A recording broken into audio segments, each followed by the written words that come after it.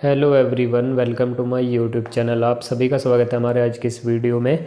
तो दोस्तों, आज की इस वीडियो में हम बात करने वाले हैं द्रव्य और इसकी अवस्थाएं। दोस्तों, इसके पार्ट 2 के बारे में। एक पार्ट दोस्तों मैंने कल आपके साथ डिस्कस किया था, एक पार्ट मैं आज आपके साथ डिस्कस करूंगा। दोस्तों, इस वाली स्लाइड पे मैं आपको कल छोड़ के गया था, ठीक है। द्रव्य का वर्गीकरण, दोस्तों क्लासिफिकेशन ऑफ मैटर, यहाँ तक मैंने आपको कल बता दिया था। इससे आगे आज की इस वीडियो में बढ़ेंगे, ठीक है।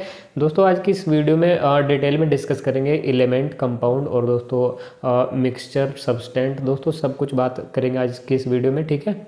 दोस्तों हमेशा की तरह वीडियो बहुत छोटी सी रहेगी, इन्फॉर्मेशन आपको पूरी मिलेगी। तो दोस्तों मेक श्योर आप वीडियो एंड तक जरूर देखें, और अगर आप चैनल पर नए हैं तो चैनल को सब्सक्राइब जरूर करें, साथ ही बेल आइकन को जरूर प्रेस कर लें ताकि आने वाले वीडियोज़ की नोटिफिकेशन आप लोगों तक पहुँचती रहे। और दोस्तों टेलीग्राम ग्रुप से जरूर जुड़ जाएँ। टेलीग्राम का लिंक इस वीडियो के डिस्क्रिप्शन में पड़ा हुआ है, उस लिंक पर क्लिक करके आप टेलीग्राम ग्रुप ज्वाइन कर सकते हैं। तो उसको आप ज्वाइन कर लेना। सारे नोट्स और PDF वगैरह आपको उस टेलीग्राम ग्रुप में मिलते रहेंगे, और दोस्तों मैं रोज़ प्रोवाइड उसमें करा रहा हूँ आपको, ठीक है। तो चलिए दोस्तों, आज की इस वीडियो में डिस्कस करते हैं सब कुछ, ठीक है, जितना भी हो सकता है। चलिए देखिए, पहली स्लाइड में आपको दिखा देता हूँ। देखिए दोस्तों, यहाँ से मैं स्टार्ट करता हूँ। देखिए क्लासिफिकेशन ऑफ मैटर, ठीक है। आप द्रव्य को जो है कितने पार्ट में डिवाइड कर सकते हैं। आप यहाँ पर देखिए, ये मैंने आपको कल भी बता दिया था कि पदार्थ, एक तो पदार्थ और दोस्तों एक होता है आपका मिश्रण, ठीक है। पदार्थ को भी आप दो टाइप से आप क्लासिफाई कर सकते हैं दोस्तों। एक होता है एलिमेंट और एक होता है दोस्तों आपका कंपाउंड, ठीक है। एक होता है तत्व और दोस्तों यौगिक, ठीक है।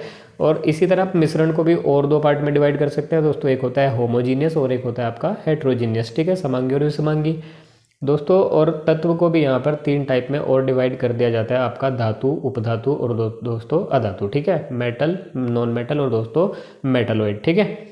और दोस्तों अगर मैं बात करता हूँ यौगिक के बारे में, दोस्तों यौगिक को भी 2 टाइप में और यहाँ पर डिवाइड कर सकते हैं, और 2 टाइप में क्लासिफाई कर सकते हैं। एक होता है दोस्तों कार्बनिक यौगिक और दोस्तों दूसरा होता है आपका अकार्बनिक यौगिक यानी कि इनऑर्गेनिक कंपाउंड, ठीक है। अगर मैं बात करता हूँ दोस्तों मिश्रण के बारे में, तो दोस्तों मिक्सचर को यहाँ पर होमोजीनियस यानी कि समांगी मिश्रण और दोस्तों हेट्रोजीनियस यानी कि विषमांगी मिश्रण, 2 टाइप में इसको भी आप क्लासीफाई कर सकते हैं, ठीक है। दोस्तों समांगी मिश्रण को ही क्या बोला जाता है, आपका सॉल्यूशन, यानी कि इसको ट्रू विलयन, सत्य विलयन भी इसको बोला जाता है, ठीक है। और अगर मैं बात करता हूँ दोस्तों विषमांगी मिश्रण के बारे में, तो दोस्तों इसको भी आप 2 टाइप में और क्लासिफाई कर सकते हैं, जैसे कि आपका कोलोइड यानी कि कलिल, और दोस्तों एक होता है आपका सस्पेंशन यानी कि निलंबन, ठीक है।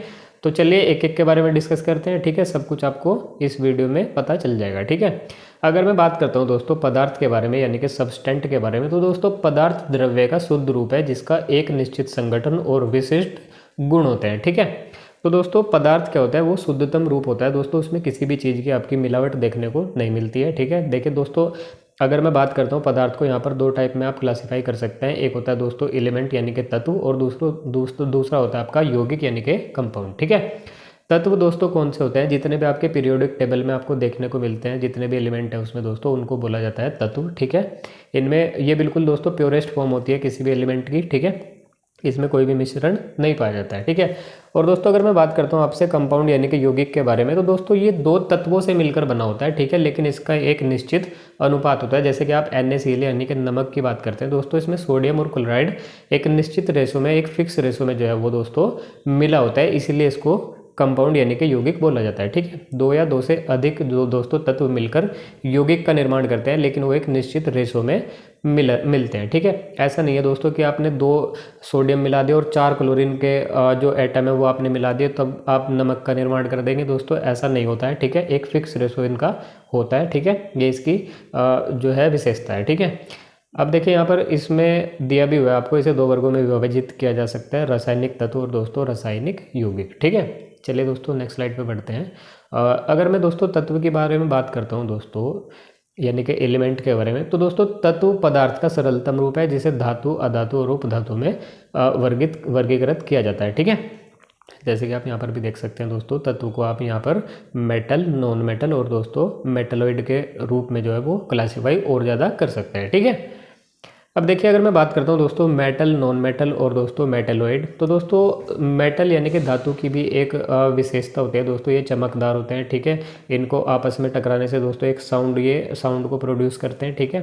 ऐसे ही दोस्तों नॉन मेटल की भी अपनी प्रॉपर्टीज होती हैं और दोस्तों मेटलॉइड की भी अपनी प्रॉपर्टीज होती हैं दोस्तों।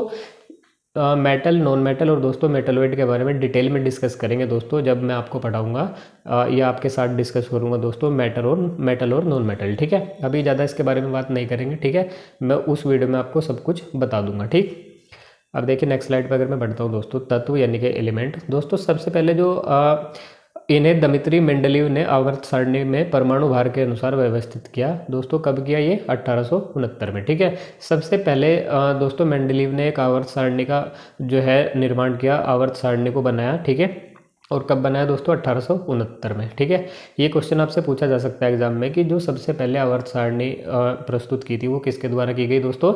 मेंडलीव के द्वारा की गई। ठीक है, और कब की गई? 1869 में, आपको याद रखना है। ठीक है, देखिए ये वाली पीरियोडिक टेबल तो दोस्तों हमारी जो है वो जो मॉडर्न पीरियोडिक टेबल है वो वाली है। ठीक है, देखिए जैसे इसमें यहाँ पर तत्व पाए जाते हैं दोस्तों, hydrogen, helium, lithium, beryllium, boron, carbon, nitrogen, oxygen, fluorine, neon. दोस्तों ये सारे तत्व इसमें पाए जाते हैं। ठीक है, पीरियोडिक टेबल वाली भी एक पीडीएफ मेरे पास है दोस्तों, उसमें आपकी पीरियोडिक टेबल और दोस्तों जो उसके ट्रेंड होते हैं, जैसे पीरियोडिक टेबल में ऊपर से नीचे आने पर परमाणु त्रिज्या पे क्या प्रभाव पड़ता है, और दोस्तों इलेक्ट्रो एफिनिटी और नेगेटिविटी पे क्या प्रभाव पड़ता है दोस्तों, ये सब उस वीडियो में डिस्कस करेंगे जब मैं आपके साथ डिस्कस करूंगा पीरियोडिक टेबल। ठीक है, तो इसके बारे में बाद में बात करेंगे दोस्तों।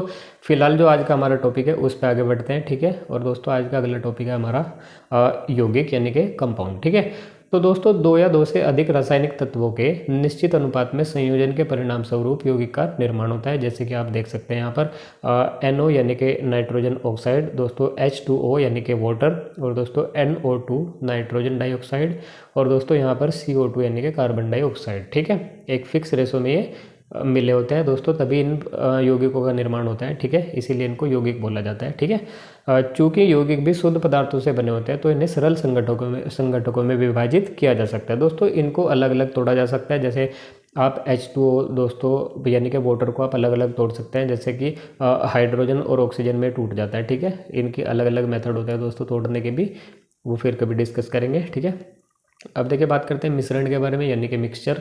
तो दोस्तों मिश्रण रासायनिक अभिक्रिया की अनुपस्थिति में दो या दो से अधिक पदार्थों का भौतिक संयोजन है जिसमें पदार्थों की मूल विशेषताओं में कोई परिवर्तन नहीं होता है। ठीक है, तो दोस्तों एक यहाँ पर आपको एक जैसे तत्व और यौगिक में जैसे हो रहा था दोस्तों, आप सोडियम और क्लोरीन का को मिला के दोस्तों किसका निर्माण कर पा रहे थे? आप नमक का, यानी कि देखिए आपने सोडियम और क्लोरीन मिलाया और दोस्तों आपको क्या प्राप्त हुआ? नमक। ठीक है, देखिए दोस्तों सोडियम की प्रॉपर्टी अलग होती है, क्लोरीन की प्रॉपर्टी अलग होती है, लेकिन जब आप उससे नमक का निर्माण कर लेते हैं दोस्तों उसकी प्रॉपर्टी कुछ अलग ही हो जाती है और आपको एक नई चीज़ आपके सामने निकल कर आ जाती है। ठीक है दोस्तों, लेकिन मिश्रण में ऐसा कुछ भी नहीं होता है। ठीक है, जैसे आपने पानी में नमक घोलते हो तो दोस्तों उसकी प्रॉपर्टी चेंज नहीं होती है। ठीक है, तो देखिए मिश्रण की अगर मैं बात करता हूँ दोस्तों, मिश्रणों को समांगी और असमांगी वर्गों में विभक्त किया जा सकता है। ठीक है, समांगी मिश्रण दोस्तों किसको बोला जाता है? जैसे कि आप पानी में नमक घोल देते हैं तो दोस्तों उसको बोलते हैं हम समांगी मिश्रण। ठीक है, वो अच्छे से जो दोस्तों उसमें डिजोल्व हो जाता है। ठीक है, हालांकि आप उसको नंगी आँख से देख भी नहीं पाते। ठीक है, पानी में आपको पता नहीं चलता कि नमक घुला हुआ है नहीं घुला हुआ है।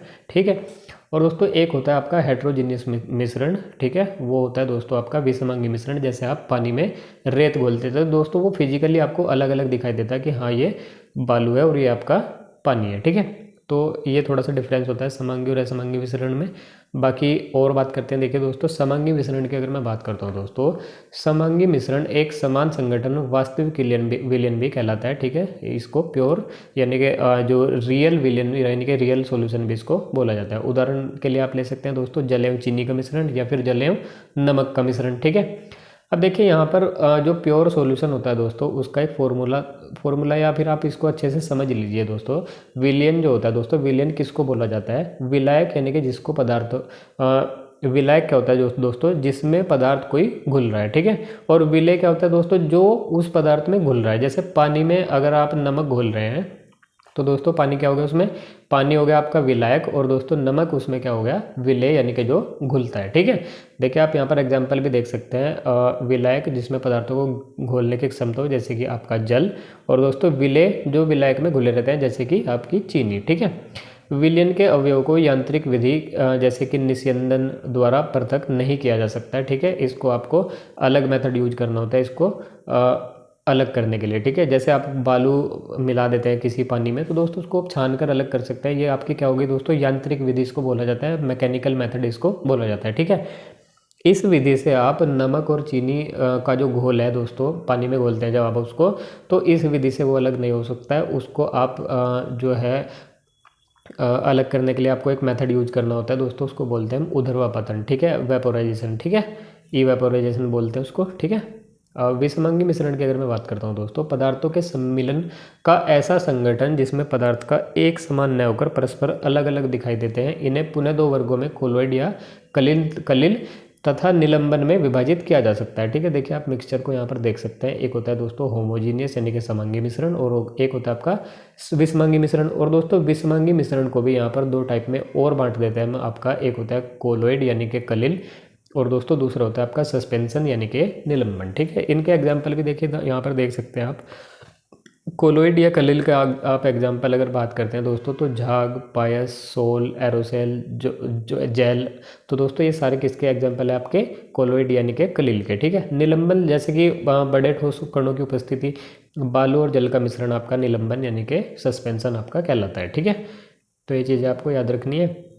विषमांगी मिश्रण देखिए दोस्तों, कुछ प्रॉपर्टी होती है आपकी समांगी और विषमांगी मिश्रण की। दोस्तों अगर आप ट्रू सॉल्यूशन अगर आप किसी को बोल रहे हैं, तो दोस्तों उसमें उसके जो पार्टिकल होते हैं दोस्तों, जो घुलने वाला पदार्थ होता है उसके पार्टिकल का जो साइज होता है दोस्तों, वो 10⁻⁻7 सेंटीमीटर से कम होना चाहिए, ठीक है, या फिर 10⁻⁻7 सेंटीमीटर तक उसका साइज जो है वो हो सकता है, ठीक है।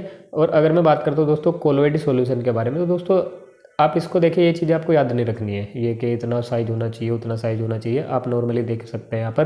ट्रू सॉल्यूशन में दोस्तों आपको क्या होता है, एक अच्छा विलेन आपको देखने को मिलता है जिसमें अच्छे से सब कुछ घुला रहता है, ठीक है। और अब अगर मैं बात करता हूँ कोलॉइड सॉल्यूशन के बारे में, तो दोस्तों कोलॉइड में क्या होता है दोस्तों, थोड़ा सा आपको अलग अलग चीज़ें देखने को मिलती हैं। और दोस्तों अगर मैं बात करता हूँ सस्पेंशन के बारे में, निलंबन के बारे में, तो दोस्तों उसमें सब कुछ आपको अलग अलग देखने को मिलता है, बहुत बड़े बड़े पार्टिकल आपको देखने को मिलते हैं। जैसे आप पानी में मिट्टी घोल लीजिए, तो दोस्तों उसको क्या बोलते हैं हम, सस्पेंशन यानी कि निलंबन उसको बोलते हैं, ठीक है।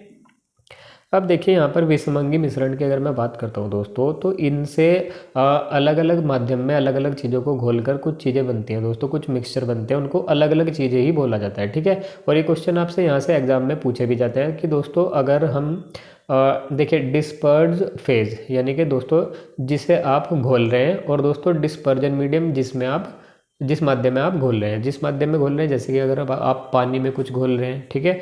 देखिए आप यहाँ पर ही समझिए, आप अगर आप लिक्विड में आप कोई सॉलिड घोल रहे हैं, तो उसको दोस्तों बोला जाता है आपका सोल, ठीक है। और इसके उदाहरण क्या होते हैं दोस्तों, जैसे paint, fruit jelly, gel, dyes, ये सब आपके क्या होते हैं, सोल के उदाहरण होते हैं, ठीक है। अगर मैं बात करता हूँ दोस्तों, अगर आप लिक्विड में लिक्विड को घोलते हैं, तो दोस्तों इसको हम बोलते हैं इमल्सन, ठीक है। इसके उदाहरण क्या होते हैं दोस्तों, आपके मेयोनीज, सैलड, क्रीम, और दोस्तों आपकी मिल्क, ठीक है। और अगर हम बात करते हैं दोस्तों, अगर आप लिक्विड में गैस को घोलते हैं, तो दोस्तों उसको हम बोलते हैं फोम, ठीक है। जैसे आपकी बियर फ्रोथ, सोप सड्स, और दोस्तों वाइप्ड क्रीम, ये दोस्तों इसके एग्जांपल है, ठीक है। अगर मैं दोस्तों बात करता हूँ सॉलिड में सॉलिड घोलने की, तो दोस्तों उसको बोलते हैं हम सॉलिड सोल, ठीक है। इसकी जो एग्जांपल है दोस्तों वो होते हैं आपके एलॉयज यानी कि मिश्र धातु, जेम्स स्टोन, और दोस्तों आपके रूबी ग्लास, ये दोस्तों इसके एग्जांपल है, ठीक है। ये चीज़ें आपको ध्यान रखनी है। ये पीडीएफ आपको दोस्तों मिल जाएगी, इसको आप अच्छे से पढ़ लेना, ठीक है। जैसे सॉलिड में आप गैस को घोलेंगे तो सॉलिड फॉर्म, गैस में अगर आप सॉलिड को घोलेंगे तो दोस्तों सॉलिड एरोसोल, ये आपके याद रखना है, ठीक है। पीडीएफ आपको मिल जाएगी दोस्तों, इसको अच्छे से आप याद कर लेना, ठीक है। अब देखिए अगर मैं दोस्तों बात करता हूँ यहाँ पर मिश्रण पृथक्करण की विधियाँ, ठीक है, यानी कि मिश्रण को जो है वो पृथक्कीकरण जो उसका होता है दोस्तों, उसकी अलग अलग विधियाँ जो होती हैं, ठीक है, उनके बारे में अगर मैं बात करता हूँ दोस्तों, जैसे कि आपकी क्रिस्टलीकरण हो गया, क्रिस्टलाइजेशन, आसवन यानी कि डिस्टिलेशन, वर्ण लेखन यानी कि क्रोमेटोग्राफी, वाष्पीकरण यानी कि इवापोरेशन, और दोस्तों ऊर्ध्वापातन आपका सब्लिमेशन, अवसादन व निस्तारण दोस्तों सेडिमेंटेशन एंड डिकेंटेनेशन, ठीक है। और दोस्तों आपके जैसे फिल्ट्रेशन यानी कि निस्यंदन, और सेंट्रीफ्यूगेशन दोस्तों आपका अपकेंद्रण, ठीक है। ये सारी विधियां जो है आपको एक बार मैं आपके साथ दोस्तों कल की वीडियो में डिस्कस करूंगा। आज वीडियो ज़्यादा लंबी हो जाएगी, इसलिए आज डिस्कस इसको नहीं करते हैं दोस्तों। एक और पार्ट आपको इसका देखना पड़ेगा, इसके लिए माफ़ी चाहता हूँ दोस्तों, वीडियो में ज़्यादा लंबी नहीं बनाता हूँ, ठीक है। तो कल की वीडियो में मैं आपके साथ डिस्कस करूँगा ये सारी विधियाँ, ठीक है। तो दोस्तों आपको वीडियो कैसी लगी कमेंट सेक्शन में ज़रूर बताएं, और अगर आपको अच्छी लगे तो वीडियो को लाइक ज़रूर करें। साथ ही आप दोस्तों चैनल को थोड़ा सा सपोर्ट करें, I need your support guys, ठीक है। तो चैनल से आप ज़रूर जुड़े। तो चलिए दोस्तों मिलते अगले वीडियो में, तब तक के लिए गुड बाय, थैंक